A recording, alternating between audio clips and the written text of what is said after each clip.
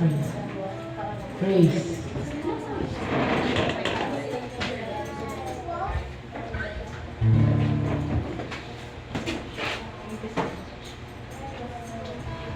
Gandang umaga po sa lahat. Amen. Amen. Ang gaganda ng anak ng Diyos. Hallelujah. Sino dito ang pumunta dito dahil may kailangan?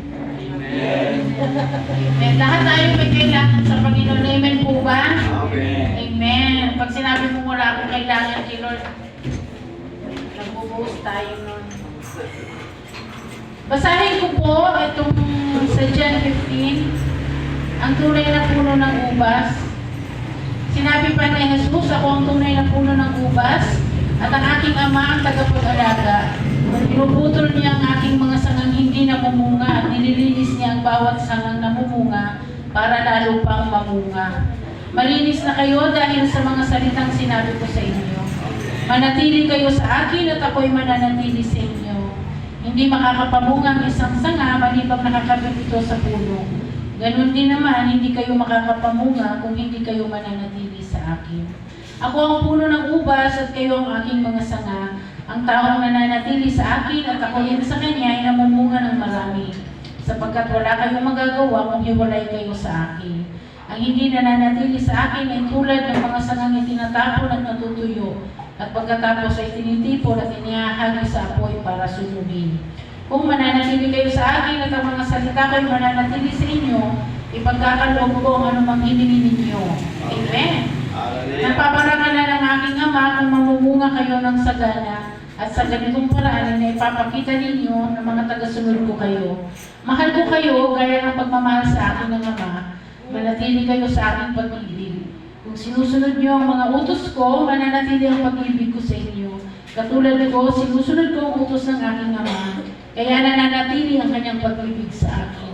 Sinabi ko sa inyo ang bagay na ito para magala kayo, katulad ko at manubos din ang inyong kagalakan. Ito ang aking utos sa inyo, magmamahalan kayo, katulad ng pagmamahal ko sa inyo. Wala nang pag-ibig na hihigit pa sa pag-ibig ng isang taong nag-alay ng kanyang buhay para sa kanyang kaibigan. Mga kaibigan ko kayo, kaya sinusunod ninyo ang aking mga utos. Hindi ko na kayo tinuturing na alipin dahil hindi alam ng alipin kung anong ginagawa ng kanyang amo. Sa halip, tinuturing ko na kayo mga kaibigan. Dahil sinasabi ko sa inyo ang lahat ng narinig ko sa aking ama.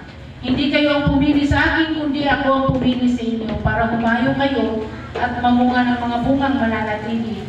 Sa ganoon na naman ang hingin ninyo sa ama sa pangalan ko ay ibibigay ko sa inyo. Ito ang mga utos ko sa inyo, magmahalan kayo. Amen. Kung napopood sa inyo mga taong makamundo, sa alalahanin ninyo na ako ang una nila ang kinapuhan. Amen? Pagpalayan po ang salita ng Panginoon. Napakaganda po ng salita ng Diyos sa atin ngayon, ang kanyang message, magmahalan kayo. Amen? Mahal po ba natin ang ating mga kapatid? Amen. Hindi po ba natin chinichismis ang ating kapatid? Kasi ang pagchismis po, pagpatayin natin yung sa kanya. Amen po? Amen. Kapag hindi tayo perfect, pero kapag yun, kasi nag-uumpisa yan sa isip eh. Battleground dito ng demonyo yung isip natin. Naiisip pa lang natin na may sasabihin tayo hindi tama sa kapatid natin, sawayin na natin ang buhay natin. Amen? Doon natin matatalo si Satanas. Hallelujah! Hallelujah! Maraming salamat, Panginoon. Sige po tayo lahat ay tumayo. Diyos sa mga banal, salamat sa iyo, Lord. Thank you, Holy Spirit, sa iyo pong presensya sa oras na ito, Panginoon. Papuri sa iyo, Diyos. Patuloy ka namin, Lord, na tinataas sa aming kalagitnaan. Lord, lahat kami naririto ngayon.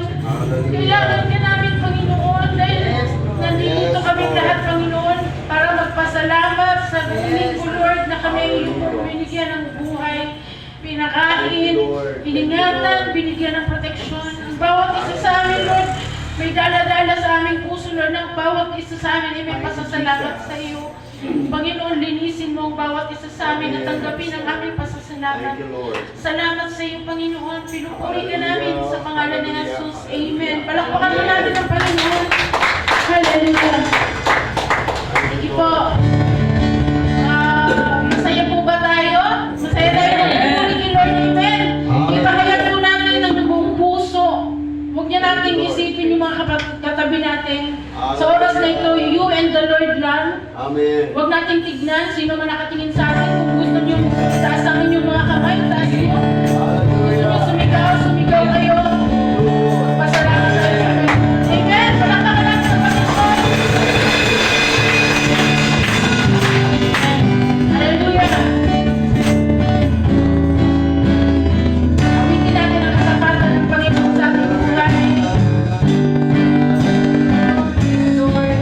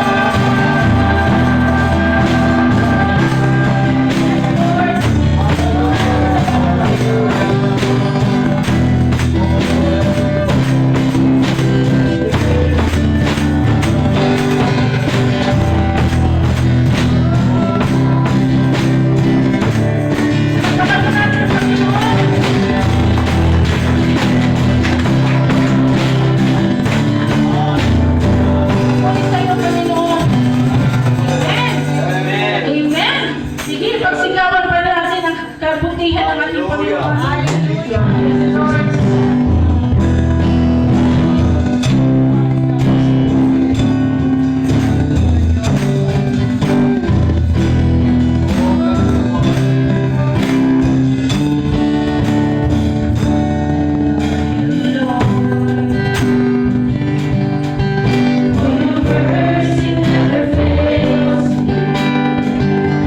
All my days, I've been held in your hands.